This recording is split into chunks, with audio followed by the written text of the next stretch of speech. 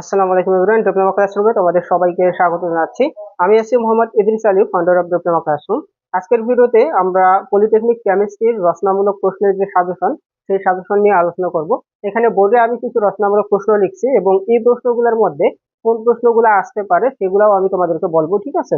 তো এখানে দেখো যে আমি কিন্তু 10টা রচনামূলক প্রশ্ন লিখছি। এর মধ্যে থেকেই কিন্তু তোমার যেহেতু 5টা রচনামূলক প্রশ্ন লিখতে হয়, তো আমি মনে করি যে তোমার মিনিমাম 6টা রচনামূলক প্রশ্ন কিন্তু থাকবেই।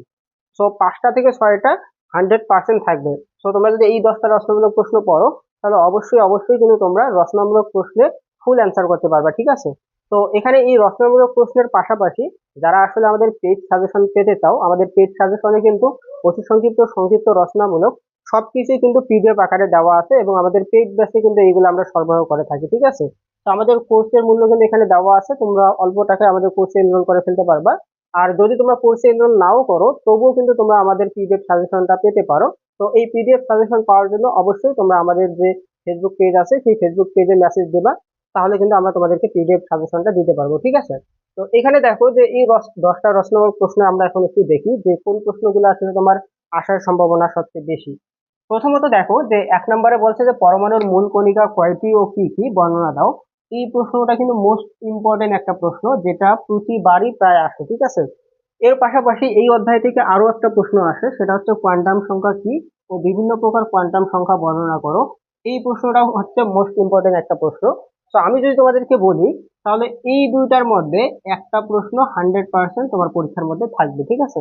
তো এই দুইটা প্রশ্ন যদি তোমরা পড়ে যাও, তাহলে একটা অবশ্যই অবশ্যই থাকবেই। এরপর 3 নম্বর প্রশ্নটা দেখো, এখানে বলছে যে আদর্শ গ্যাসের ক্ষেত্রে প্রমাণ করো যে পিভি ইকুয়াল এনআরটি। এই প্রশ্নটাও কিন্তু তোমাদের জন্য ইম্পর্টেন্ট, এটাও কিন্তু তোমাদের পরীক্ষায় আসতে পারে।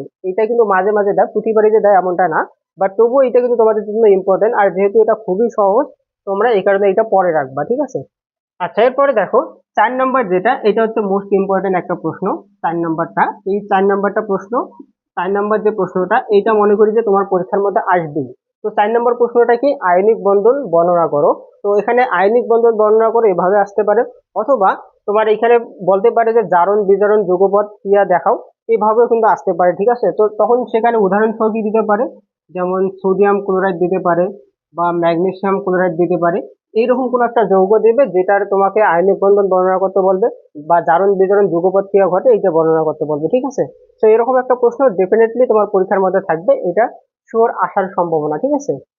আচ্ছা, এরপরে দেখো 5 নম্বর যে রচনামূলক প্রশ্নটা, এখানে বলছে যে প্রভাবক কি, প্রভাবকের শ্রেণী বিভাগ উদাহরণ সহ আলোচনা করো। তো এই প্রশ্নটাও কিন্তু আসার সম্ভাবনা অনেক বেশি, এই প্রশ্নটাও কিন্তু অনেক ইম্পর্টেন্ট তোমাদের জন্য। তারপর 6 নম্বরটা বলছে যে ইলেকট্রোপ্লেটিং এর বর্ণনা দাও। তো এই প্রশ্নটা বেশি একটা আসে না, বাট তবুও এই প্রশ্নটা এবারের জন্য তোমাদের জন্য ইম্পর্টেন্ট, ঠিক আছে? সো এই প্রশ্নটাও তোমরা পড়বা, এই প্রশ্নটাও ভালো করে পড়বা, ঠিক আছে? তারপর দেখো 7 নম্বর বলছে যে বাফার দ্রবণ কি, বাফার দ্রবণের ক্রিয়া কৌশল বর্ণনা করো। এই প্রশ্নটাও কিন্তু অনেক ইম্পর্টেন্ট তোমাদের জন্য, সো এই প্রশ্নটাও তোমরা পড়বা। তারপর 8 নম্বর বলছে যে পারমোটিভ কি এবং পানির ক্ষরতা দূরীকরণে পারমোটিভ প্রণালী বর্ণনা করো। এই প্রশ্নটাও কিন্তু ইম্পর্টেন্ট, এই দুইটা প্রশ্ন প্রায় প্রতিবারই থাকে।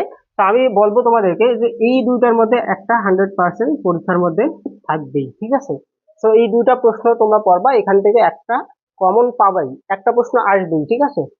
তারপরে দেখো যে জৈব যৌগের শ্রেণী বিভাগ আলোচনা করো, 9 নম্বর প্রশ্ন। আর 10 নম্বরে বলছে যে অ্যালকোহল কি, অ্যালকোহলের শ্রেণী বিভাগ আলোচনা করো।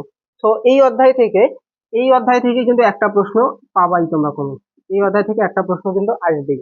তো এই প্রশ্নগুলো যদি তোমরা পড়ো, তাহলে কিন্তু কেমিস্ট্রির যেই রচনামূলক প্রশ্ন 5টা তোমাদেরকে লিখতে হয়, তোমরা কিন্তু 5টাই লিখতে পারবা, ঠিক আছে? কারণ এর মধ্য থেকেই কিন্তু রচনামূলক প্রশ্নগুলো আসবে। তো পরবর্তীতে তোমরা কোন সাবজেক্টের সাজেশন ভিডিও দাও, সেটা অবশ্যই কমেন্ট করে জানাবা, আমরা পরবর্তীতে সেই সাবজেক্টের সাজেশন দেওয়ার চেষ্টা করবো। সবাই ভালো থাকো, সুস্থ থাকো, আল্লাহ হাফেজ।